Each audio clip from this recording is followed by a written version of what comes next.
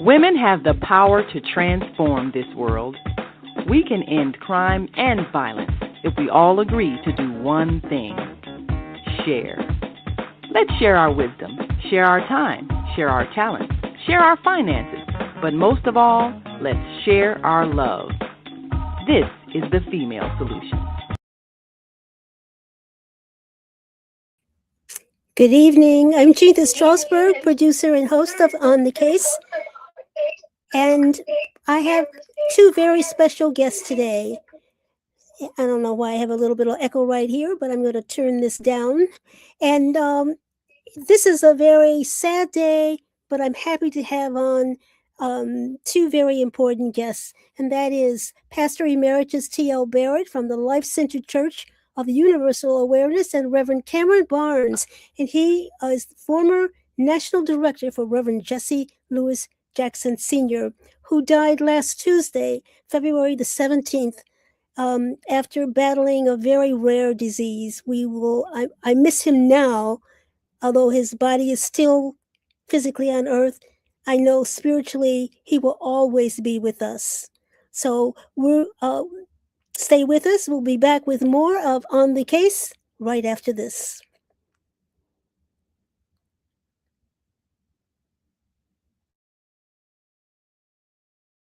We are global transformers, changing the world from the way it is to the way it should be. We are one. Wherever we live on this earth, we are one human family. On behalf of our team of radio hosts, I'd like to extend a greeting to all the members of our family, whenever and wherever you may be listening around the world. To our family in China, Ni Hao. In India, Namaste. In Japan, Konnichiwa. In Korea, Annyeonghaseyo. In Russia, Здравствуйте. In Germany, Guten Tag. In Poland, Dzień dobry. In France, Bonjour. In Spain, Hola. In Italy, Ciao. In Egypt, Ahlan wa sahlan. In Ghana, Akwaba. In Nigeria, Peleo. In South Africa, Sawubona. In Senegal, Nangadef. In Kenya, Jambo. In Israel, Shalom. In Pakistan, Afghanistan, Palestine, and Saudi Arabia, Assalamu alaikum. Greetings, and may peace be upon you all. Join us live on the on-air radio network called 727-731-5192. We want to talk to you.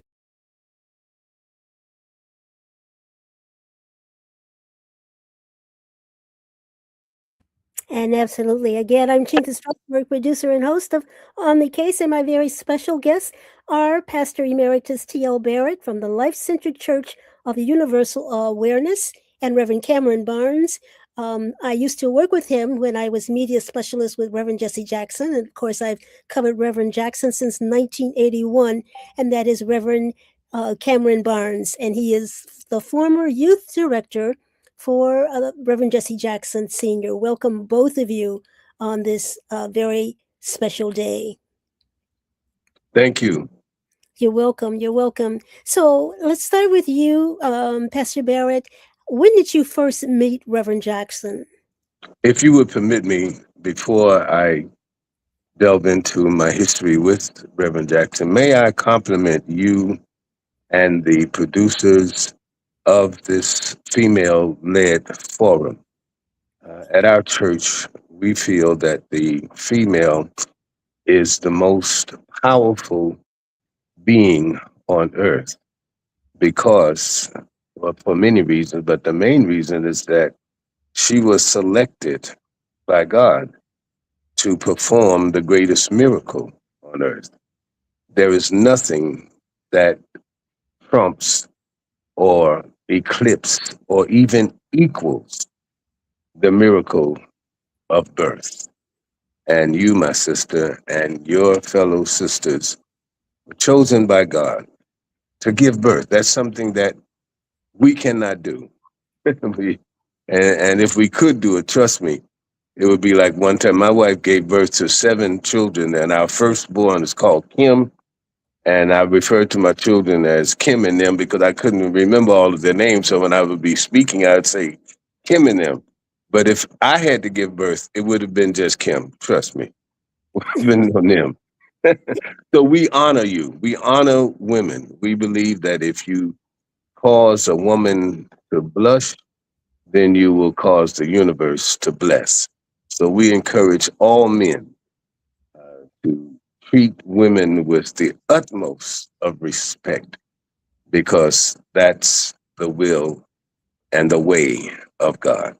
So again, thank you. I'm honored and humbled to be here with you and the women who sponsor this worldwide telecast. Now, um, I also believe that divine synchronicity causes us to share space on this planet with beings who have certain gifts and talents that will impart into our lives uh, to help bring out the cosmology of our lives so that we can uh, be in alignment with our assignments.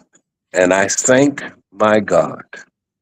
I thank all of the powers of the universe that arranged, that synchronized my sojourn on earth and my geography of my sojourn on earth to merge with the path of the Reverend Jesse Lewis Jackson. I sincerely believe, and I have taught the people to judge and gauge God's love for you and God's divine plan, purpose for your life by the people and the caliber of people that God causes your life to intersect with.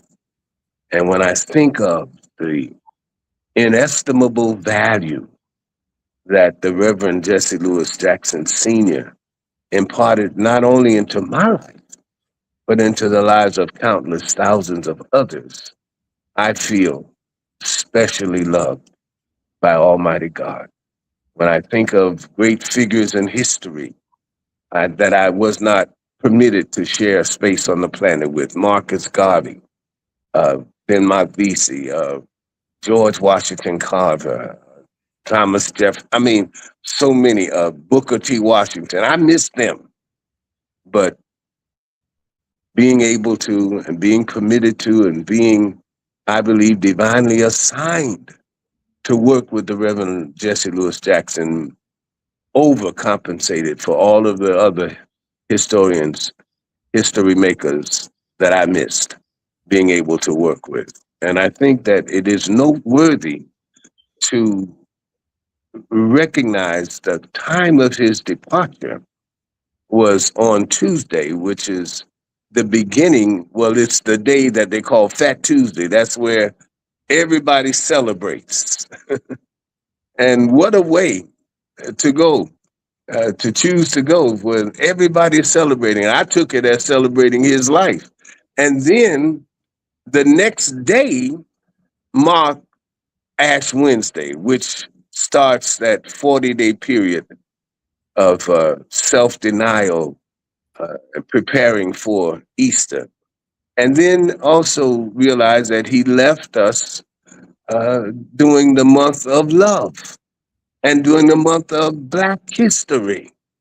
Who can you think of was more of a Black history maker and more demonstrative lover of Black and brown and white and all people than the Reverend Jesse Lewis Jackson? This is all God's doing. Therefore, my feelings about his passing is ambivalent. Ambivalence is that love and hate or like and dislike for the same thing.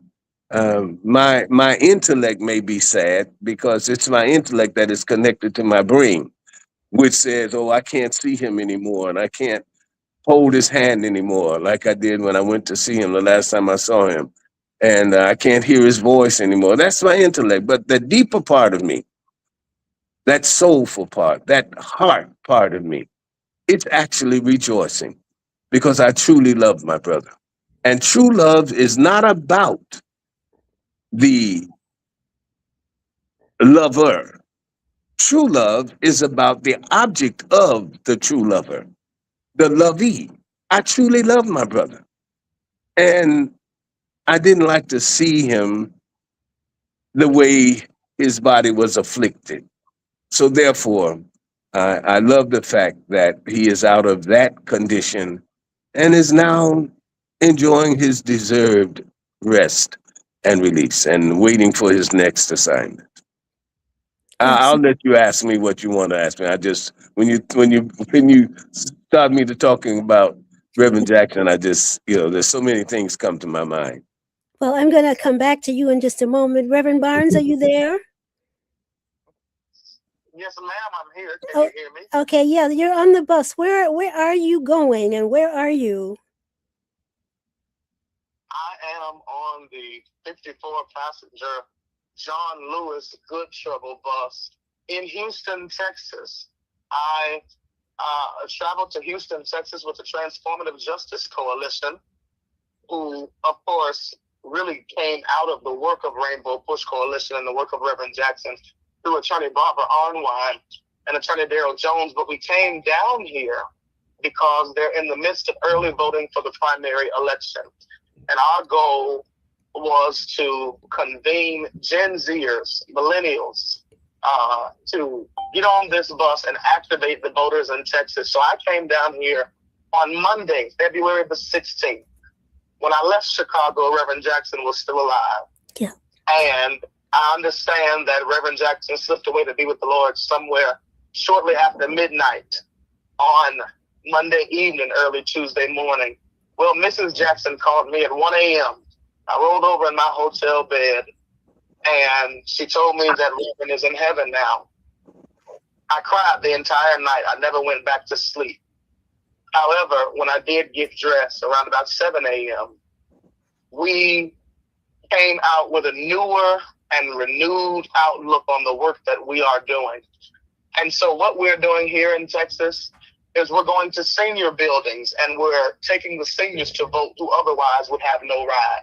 We went to Texas Southern University and we held a march of hundreds of college students that were able to march from the campus of Texas Southern University down to Wheeler Avenue Baptist Church, where the local polling place was, so that we can activate the young voters. Ms. Chinta, the highlight of this so far, we took a 70-year-old woman to vote for the very first time in her life. Wow. Just on yesterday. So what we're down here doing is the work and the legacy of the Reverend Jesse Lewis Jackson Sr. We know that no one has registered more voters in America than Reverend Jackson. Amen. So is the work that he gave. Yes, sir, Pastor Barrett. God bless you. And it's such an honor to share this space with Pastor Barrett. Thank you. No one registered more voters than Reverend Jackson.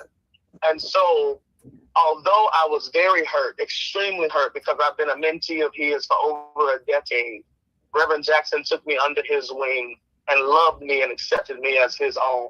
I was so hurt because I knew that this trip was so long that something may happen while I was gone. But I'm also here, Reverend Barrett, because that's the intellectual side of me, Reverend, that is hurt.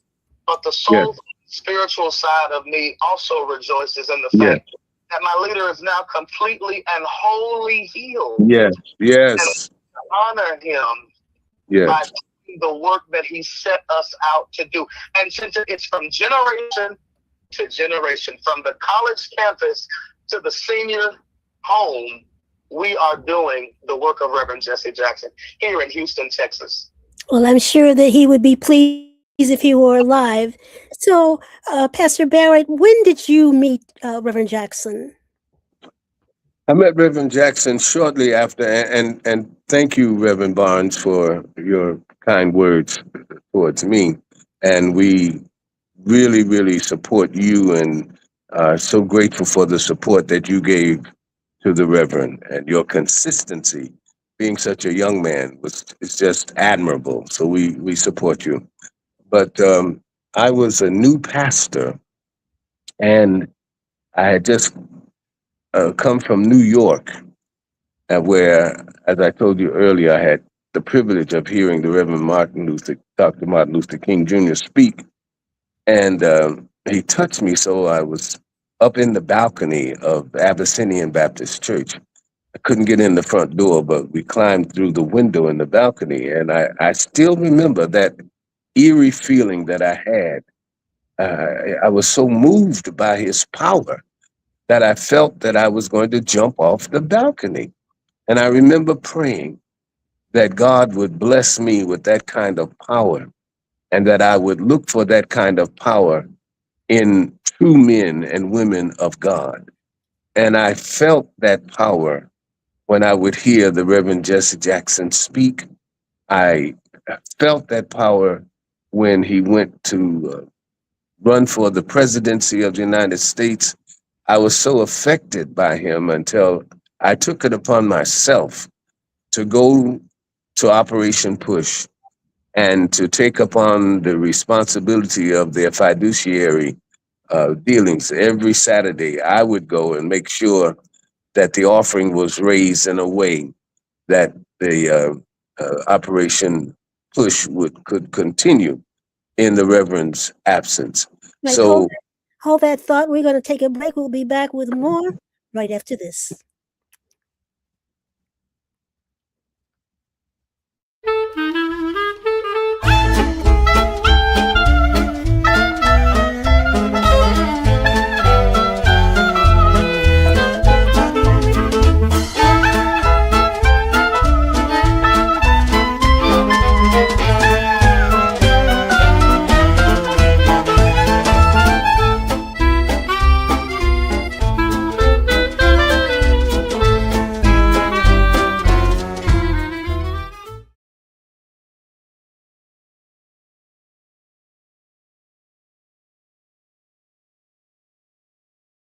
We're back. I'm Chinta Strausberg, producer and host on the case, and we are talking to Pastor T.L. Barrett. He's from the Pastor Emeritus T.L. Barrett from the Life Centered Church of Universal Awareness.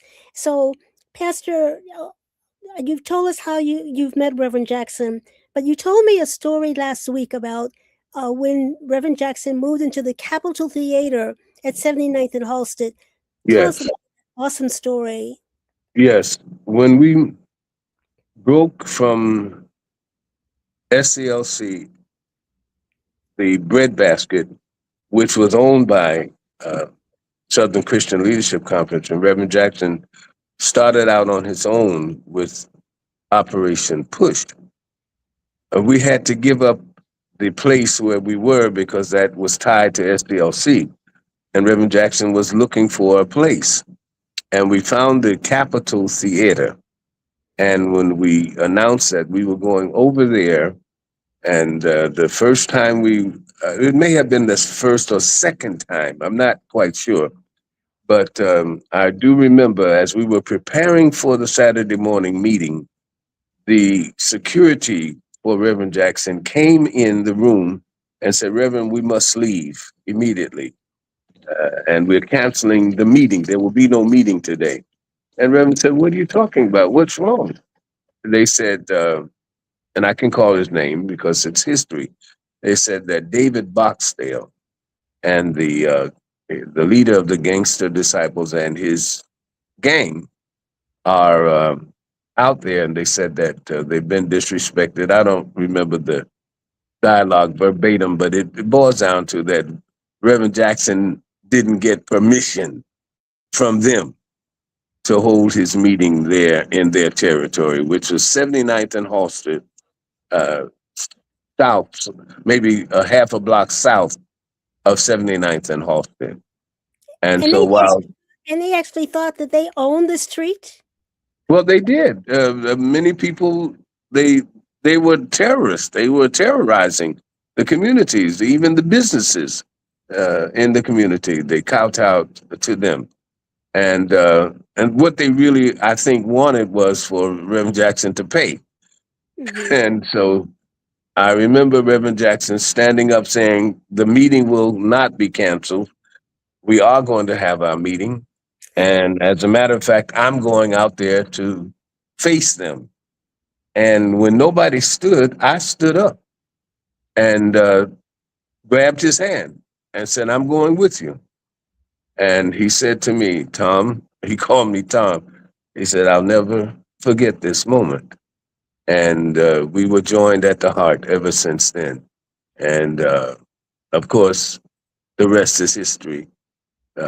When bullies are faced with real men, they back down. And they did back down. So Because, what? So when he walked out there, what did they do? What did they say? well, he just told them that this is not going to happen, that you all are not going to bully us. And I am going to have my meeting here. Now, if you want to talk later on about how we can get along, we can do that. But we're having our meeting this morning. And that's what we did. The Reverend uh, could be uh, quite neighborhoodish if he needed to be. And they saw a side of him that was not clerical, but it was very, very definite. And but my respect for him and for his commitment to his people went up 10,000%. That's We, awesome. yeah, And you weren't afraid either.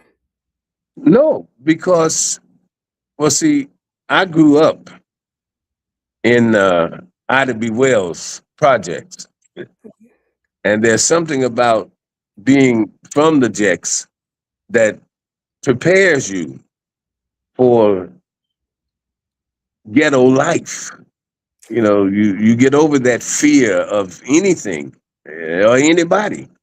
And I've always been like this, that if I love you and I'm with you, well, then you're going to be able to depend on me because whatever goes down, I'm with you. If I'm with you, I'm with you. And I let him know that I was with him, and I was. So was he able to reform any of the gangbangers? I believe that many of them, that's history. He brokered many peace treaties between the gangs. He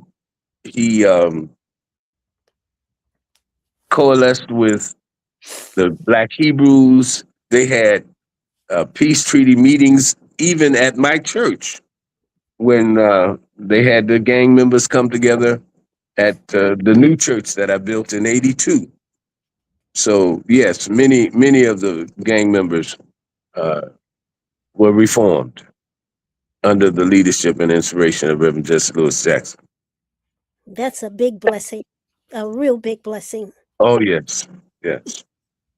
And so, did you march with him? Were you around when he took on what was that, Red Rooster store? That was my first foray into marching with Reverend Jackson when he was picketing Red Rooster. Now, That's when I started. why was he picketing Red Rooster? And that's a grocery store, right? Yes. Mhm. As I recall, Red Rooster was not paying fair wages Mhm. to the employees. Red Rooster was not giving proper shelf space to black manufacturers or black producers. It was a plethora of things that Red Rooster was guilty of. That's So interesting. we marched against them. So, what happened? Did the marching work? Of course it did. Red Rooster went out of business. Oh, good. So, what was his next target? I don't remember next, but he never stopped. Mm. He never stopped. He found one cause after another, all for the improvement of the black community and for the businesses in the black community. Okay, He Reverend fought. Barnes. Reverend Barnes. Yes, ma'am. So, why do you think that Reverend had such a passion for social justice? I believe that Reverend had the passion for social justice really because of his wife. I think that many people often talk about Reverend Jesse Jackson, but we don't talk too much about the woman that held him down, Mrs. Jacqueline Lavinia Brown Absolutely. Jackson. And I say that because I recall talking to Reverend Jackson. Reverend Jackson, of course, had told me that he was a star athlete player. He was an All-American. He was a wonderful athlete. Many people don't know he had the chance to go pro in football and baseball and those kinds of things.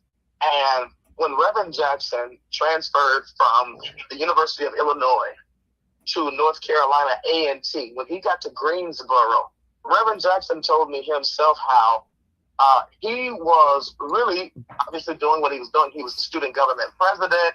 He was the quarterback of the football team, all of the above. And he met this lady named Jacqueline Brown.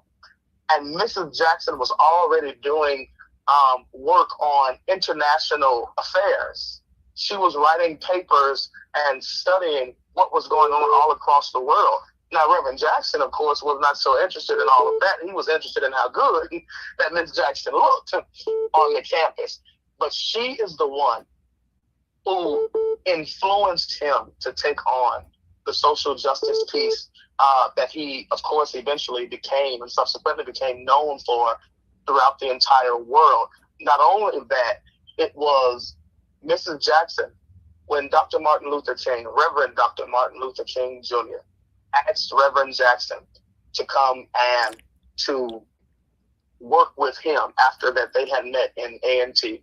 Reverend Jackson at that time was studying at the Chicago Theological Seminary. They had left A&T by that time, and he was studying there. And Reverend Jackson did not really, he was reluctant to go. It was Mrs. Jackson who said, that is Dr. Martin Luther King. You must go with him. You must go at his behest. So I believe that many people should understand that Reverend Jackson is the civil rights icon who he is today because of God Almighty, but because of a woman named Jacqueline Lavinia Brown Jackson.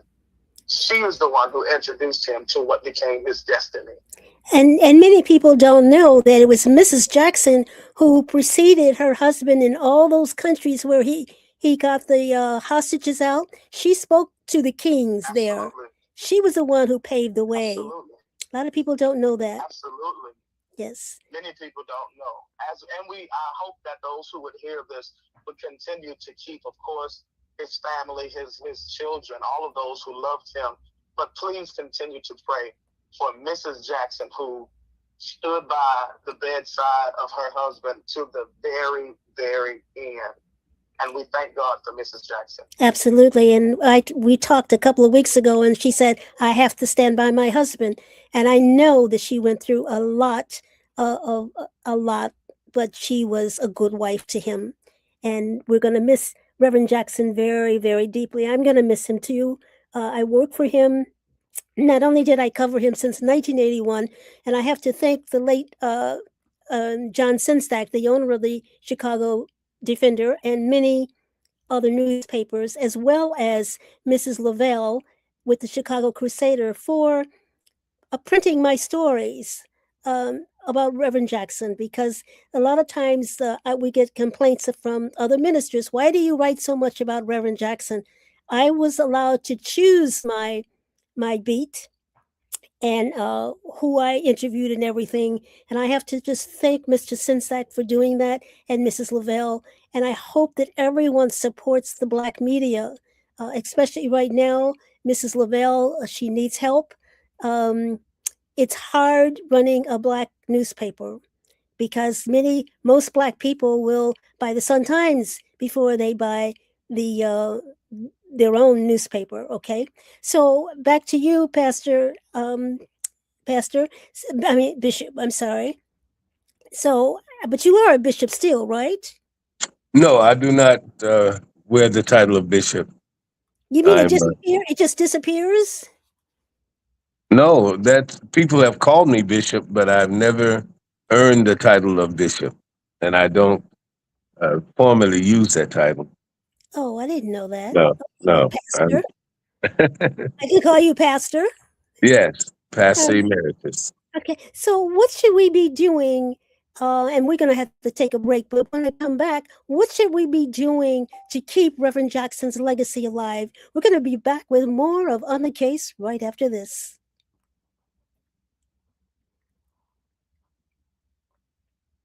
Peace and love. I'm Michelle Renee, host of Education Nation, live on the Female Solution Global Network every second and fourth Sunday from 12 p.m. to 1 p.m. The intention of Education Nation is to raise awareness about the literacy crisis and to offer information to combat the problem.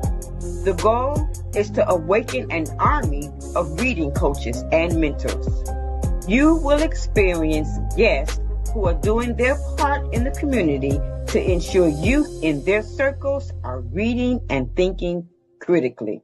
I look forward to serving you in this capacity. Literacy is freedom, and Education Nation will offer information and strategies to help ensure our young people stay free. Okay, we are back. I'm Chinta Strausberg, producer and host of On the Case, and my guest is the Pastor Emeritus T.L. Barrett from the Life-Centered Church of Universal Awareness, and Reverend Cameron Barnes, the former National Youth Director for the Reverend Jesse L. Jackson Sr. So, Pastor Barrett, what should we be doing to keep Reverend Jackson's legacy alive? To answer your question, let me call your attention to some of the most challenging, charging, and changing words of Jesus. I call them the dynamic 3 C's. Every time you read or hear the word of God, you should be charged, challenged, and changed. Jesus said to his disciples, the same works that you are fascinated and awed about me that I do, he said, those same works shall you do, plus greater works. Those are some challenging, charging, and life-changing words. To think about the great works that Jesus did, but he did not want to leave his disciples in awe of him. He knew that real power comes from an individual being awed of their own accomplishments. It's easy to be awed about somebody else's accomplishments, but true fascination does not come until you can look and see what you have done. The greatness of a man or a woman is not in what that man or that woman does, no matter how great the works are that they do. The true greatness of an individual is in what they inspire others to do. And therein lied the greatness of Jesus and the greatness of the likes of the Reverend Jesse Louis Jackson. Reverend Jackson will not be pleased if we just spend the rest of our time talking about how great he was. Jesus didn't want his disciples to be spending all of their time talking about, oh, he fed 5,000 and he walked the water and he caused the lame. Jesus said, I'm charging you and I'm challenging you and hopefully changing you to stop seeing me as a cosmic freak, let me say, for lack of a better term. I am not that different from you.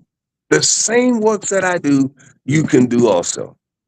So I'm happy to hear Reverend Barnes say that because of his work that was inspired by the Reverend Jesse Jackson, a 70-year-old lady voted for the first time.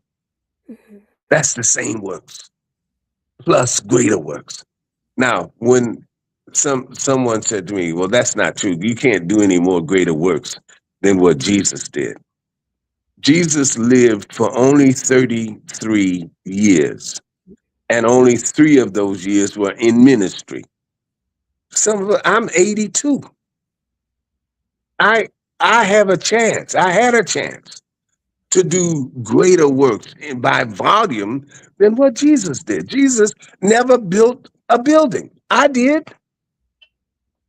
And Reverend Jackson's life charges us, challenges us, and hopefully changes us to don't sit back now and say, well, he's gone. And we hope that people will listen to him, and we hope that they'll do the right thing, that they'll get out and vote. No, we cannot rest on his laurels. We have to still work to see that people are registered to vote. We have to do the same plus greater works. So I think that when they finish with all of the funerals, I understand there's going to be 4 or 5 of them. Yes. But when his body is interred, I am praying and I am hoping and I am challenging my people to let only his physical remains be interred, whether in a vault or in the ground or wherever. Please, let's not let what made him of inestimable value to the world be buried with him. Let's not let his enthusiasm for justice, his commitment to civil and equal rights for women, men, homosexual, heterosexuals, the rainbow of human beings is what pumped the blood. And his love for the rainbow of humankind is what pumped the blood of his heart. Let's not let that be buried with him. Let's keep the essentials, the essence of the Reverend Jesse Lewis Jackson alive. Absolutely. Absolutely. And so we got a quote from the Higher Learning TV show, and they said Reverend Jackson is still teaching us in the absence of his physical body. His legacy lives, rest in power. Thank you so much for that. And so, Reverend Barnes, what do you think that we should be doing in Reverend Jackson's memory? The absolute thing that we have to do is register voters. We have to not only register the voters, we must then activate the voters. We must make sure that we see them through. That's why it's so important for us to utilize the bus to be able to not only go into these communities, we've gone into CUNY homes. For those who don't know, in Houston, Texas, CUNY homes is the projects, I believe it's in the 3rd Ward, where George Floyd was born and raised. We went back to that space and several others. And not only did we knock on the doors, not only did we activate the voters, not only did we register those by way of our phones, we put them on the bus and we took them to the poll to make sure that their vote was cast and that their voice was heard. And if we're going to honor Reverend Jackson, one thing that we cannot do is a whole bunch of lip service, because that's one thing that Reverend did not do a whole lot of. Reverend did not do so much talking. When an issue arose, something new that he had to handle, he didn't do a whole lot of talking right away. He listened to the facts. Reverend Jackson had a very, very intricate way, information, education, negotiation, if need be, demonstration to get to reconciliation.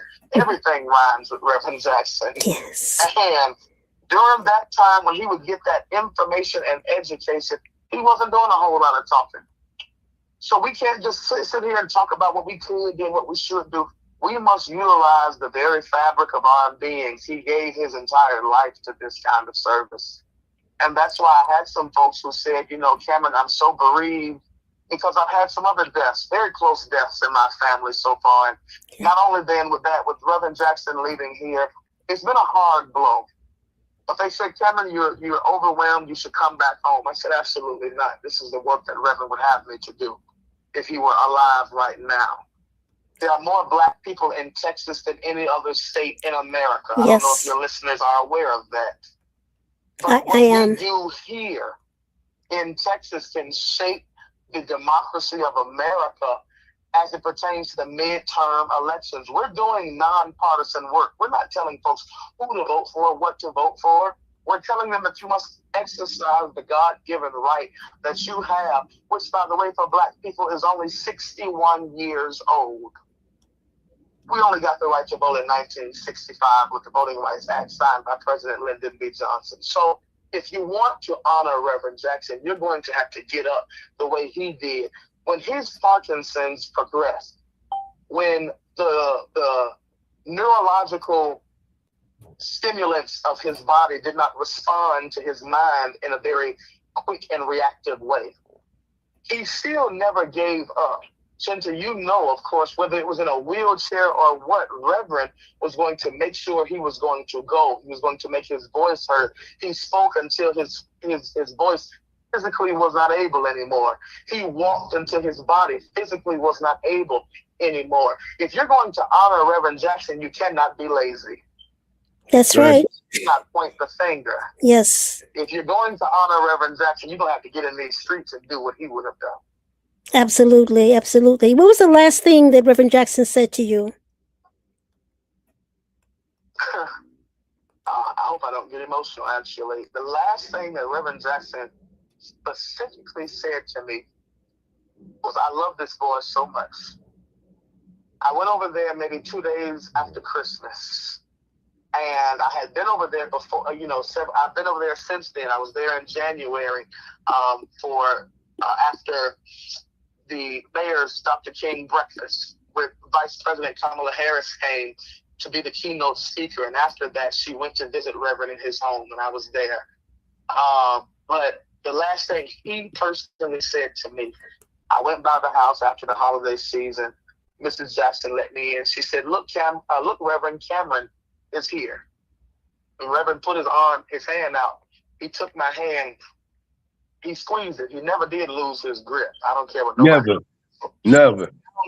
Now to the end, Pastor Barrett, that man had a grip that yes. you could not get away from. Yes. But the last thing he said to me was, I love this boy so much. And I'll take that with me forever, because he knew how much I loved him, and I knew how much he loved me. And Reverend Jackson would tell me all the time, I'm going to make you a leader if you let me. And I said, Reverend, I'm going to let you and God do whatever you want to do, because I admired and respected him so much that I thought it was insane that he would take so much time for me, a little kid from the south side of Chicago, coming out of what they call the dirty 130s, the wild, wild hundreds. I grew up on 132nd near Roseland. And Reverend took me up and never let me go, took me across this country. From the private plane to the commercial plane, to the bus to the train. We've traveled in any kind of capacity you can think of, everywhere except horse-drawn carriage and spaceship. Other than that, we've been in everything else together. Reverend told me that he loved me. That was the last thing, Chinta, that he told me. Wow. Well, I'm so glad that you didn't go into the field that I wrote a story on you. Remember when you were still in school? Reverend Barnes wanted to be a mortician, and Reverend Jackson changed that.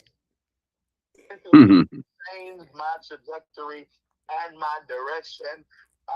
But I tell you, Chinta, there is still a faint aspiration, if you will, to go into mortuary science.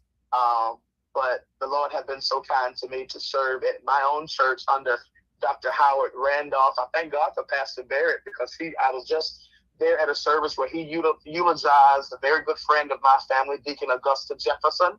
Yeah, my brother by another mother.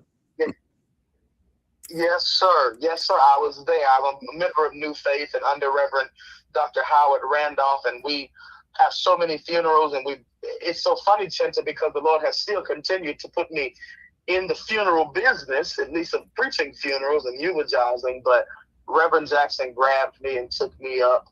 And when he started telling me, he's the reason why I read the Emancipation Proclamation. Yes. He didn't call January 1st New Year's Day. He called that Freedom Day. Yes, he did. Right. In his office, he said, "Have you ever read the Emancipation Proclamation?" I said, "No."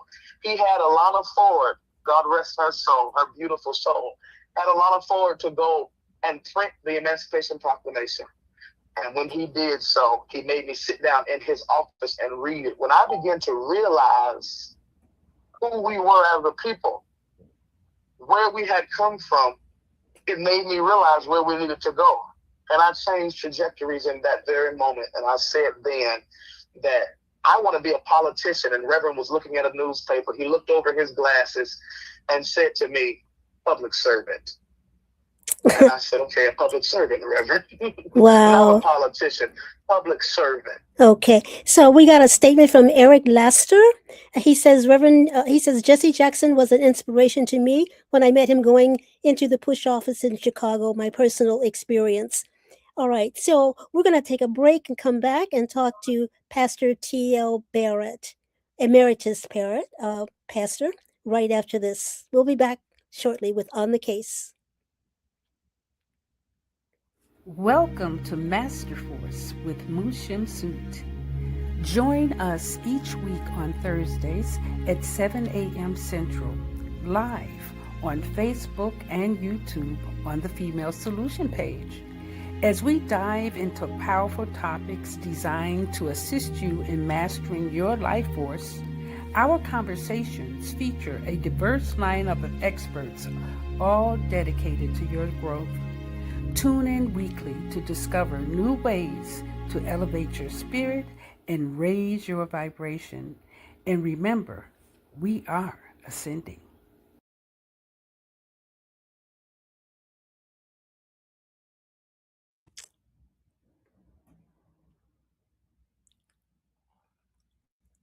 All right, we're back. I'm Chinta Strausberg, producer and host of On the Case.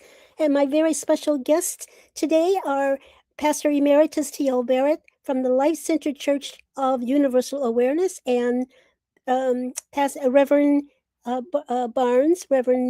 Cameron Barnes. He is the former National Youth Director for Reverend Jesse L. Jackson Sr., who passed last Tuesday, February the 17th. Although he's gone, his legacy is going to live on. Pastor Barrett, Yes. What did Reverend Jackson say to you, the last thing he said to you? Well, let me say the last thing I remember him saying to me. It may not be the last thing he said to me, but it is the last thing I remember him saying to me.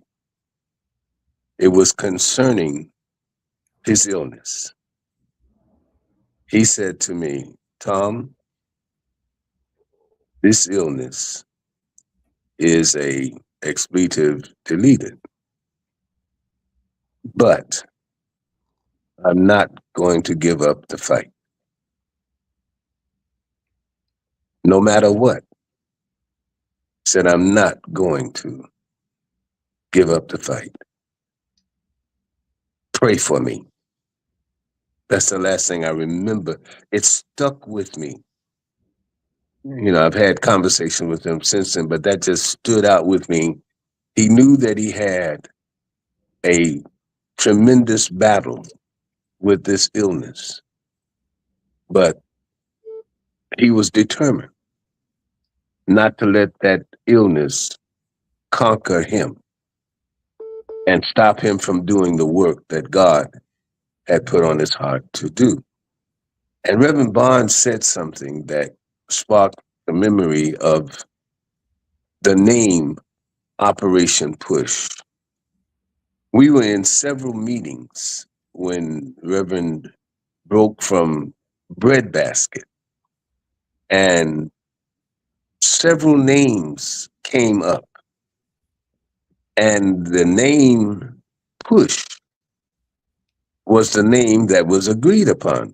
But then we had to decide what the letters stood for. And the majority agreed that PUSH would stand for People United to Save humanity. And everybody thought that we had come up with the perfect name.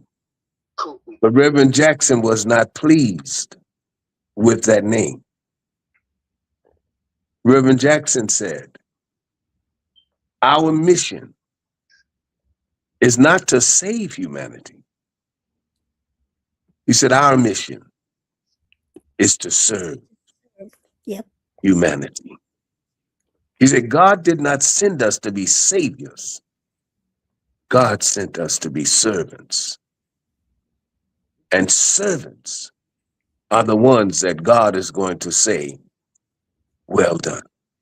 And that's why PUSH stands for People United to Serve Humanity. And may I add that when we think of this period that Reverend Jackson left us, the period called Lent, the period where we're supposed to give up something for Lent, I'm suggesting, and being the Holy Father of our church, because in 1991, the church voted that I would be the Pope of the church for life, that I would be the Holy Father of the church whenever I decided to retire from full-time pastoring. So as the Holy Father of our church, I am challenging every member of our community of divinity to give up something for Lent in honor of the Reverend Jesse Jackson's life. For instance, if you are lethargic concerning registering and voting, give it up for Lent. Get busy and contact whomever you have to contact. Contact the political action of our church to show you how to be a registered voter. Get to know who your alderman person is. Get to know what congressional district you live in and who's running for that district. And make sure that you, in honor of this man's life, that you vote for that. Give up black on black crime for Lent. Now, we know that some things can become habit forming. We are hoping that if you give some of these things up for Lent, by the time Lent is over, it'll become a habit and you won't want to go back to lethargy anymore, indifference about political campaigning, indifferent about who your congressman and who your alderman is and who represents you in the senatorial district. We're hoping that Black people will give up being mean and evil to. We feel that just as in Reconstruction, the Black community during Reconstruction for that 12-year period were the safest communities to live in, because Black men had decided that never again would white slave owners be able to come in and do to them what they did to them under slavery, coming in and raping their women, taking their children, selling them off to, so they protected each other. Somehow we lost that. We got to get back to that day where the Black community is the safest community, because Black men will make sure that it is a safety zone. That's how Absolutely. we would really honor this man's life. Absolutely. And Higher Learning TV show has another comment. Humanity is at an all-time low. Maybe his legacy of service continues through us now. All right. So, Pastor Barnes, are you there? Yes, ma'am. So what is your church going to do to carry on Reverend Jackson's legacy? Our church, of course, and I don't serve as pastor, of course. I am the director of youth and young adult engagement at the New Faith Missionary Baptist Church under the leadership of Dr. Howard Randolph. And we have, of course, honored Reverend Jackson through our social media pages. But what we are doing, of course, is continuing to do the work. We're continuing to, even not only in the voting space, one thing that I want people to know about Reverend, he very much so cared about feeding the hungry. Yes. Cynthia, you know how many Thanksgivings, he would not start any holiday in his own home. And I've gotten that from Reverend Jackson myself, that every holiday I have to go on Christmas, I have to go on Thanksgiving and serve some other folks. And our church, of course, is continuously serving more than 1,000 families on a monthly basis at New Faith. Every Wednesday between the hours of 11 a.m. to 1 p.m., you can find our food pantry. Our line is wrapped around Fawcett Street down West 84th Street. We're going to continue feeding the community, those that are insecure. We're going to continue, as you know, Reverend Jackson is a very much so big component of education. To date, New Faith Missionary Baptist Church, under the leadership of Dr. Howard Randolph, has given more than $300,000 in scholarships to deserving students going to college. I was one of them, of course, going to Central State University on behalf of Reverend Jackson. I would have never known about Central State if it were not for Reverend Jackson and Push Excel, Reverend Jeanette Wilson's HBCU college tour. So we're going to continue doing the work, investing in people. We're going to continue doing the work that goes beyond Sunday morning service, goes beyond the four walls of the sanctuary. We're going to continue to honor Reverend Jackson by doing what Jesus said and said, inasmuch as you've done it unto the least of these, you've done it unto me. Okay, very good. And Pastor Barrett, well, what is your church going to be doing? And we've got just 3 minutes. Okay. Well, likewise, we are going to continue with our political thrust. We are feeding people 2 times every week. We have a pantry. I'm going to ask them to rename the pantry in honor of Reverend Jackson. That it's open every Tuesday and every Thursday. And we have 16 shelters that we minister to and provide employment for over 132 people to monitor those shelters. And we're going to make sure that everyone in those shelters are registered to vote. And we will assist them in getting to the polls to vote. We have the largest contract in the city of Chicago for the homeless shelters. That is awesome. I didn't know that you had all those shelters. Oh, yes. Amazing. Yes. So what do you tell people to do now that Reverend Jackson has passed? What should they do to honor him? Love each other. Keep hope alive. Keep hope alive. Down with dope. Get rid of the dope. Up with hope. Everything. Declare that I am somebody. Stop. In our church, our children don't answer to kids. We don't have kids. We don't even refer to them as kids. Our children are referred to as princes, princesses, miracle-minded masters, everything that is of higher consciousness. That's what we have to teach. That's what Reverend Jackson was trying to tell them. I am somebody. You can't be somebody and you're being referred to as a baby goat. Can't be somebody if you're being constantly taught that you're born in sin, shaped in iniquity. That's how David felt about himself. And I don't mean to get into a personal theology here, but that's what we do in honor of our friend and my brother, beloved, Reverend Jesse Lewis Jackson. Pastor Emeritus T.L. Barrett and Reverend Cameron Barnes, I want to thank both of you for being on the case. And my prayers are with both of you as we go to this funeral of Reverend Jesse Lewis Jackson Sr. We will be back with more of On the Case next Friday, 7 p.m. Thank you for being my guest. Do I have one question that I can ask you, Chinta, before we leave? Quickly. When are you going to start aging? Bye. Talk to you later. You look the same today as you did 40 years ago. You need glasses. I'll talk to you later. Thank you so much for Okay. watching On the Case. Thank you. Welcome.